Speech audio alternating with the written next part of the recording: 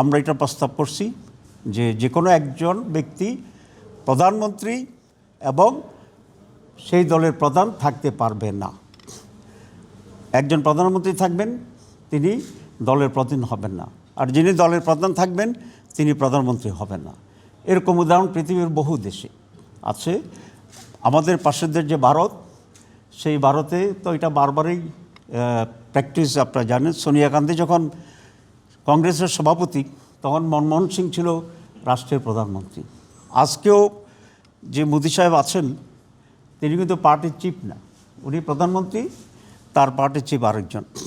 আপনারা যদি আমেরিকাকে দেখেন, তাহলে আমেরিকার যিনি প্রেসিডেন্ট আজকে, তিনি কিন্তু রিপাবলিকান দলের প্রধান না।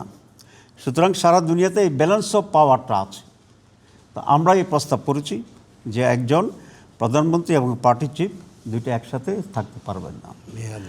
গত মিটিংয়েও আমরা কিছুটা ইঙ্গিত দিয়েছিলাম, আজকে এটাকে আমরা আরও ইন্টেন্সিফাই করেছি এবং এটাকে আমরা খুব ক্লিয়ারলি আজকে আলোচনা করেছি। ওনারাও আমাদের সাথে একমত হয়েছে যে একজন ব্যক্তি দুইবারের বেশি প্রধানমন্ত্রী থাকতে পারবেন না, অর্থাৎ তিনি 10 বছরের বেশি কোনো ব্যক্তি প্রধানমন্ত্রীর পদে অধিষ্ঠিত হতে পারবেন না সমগ্র জীবনের ভিতরেই।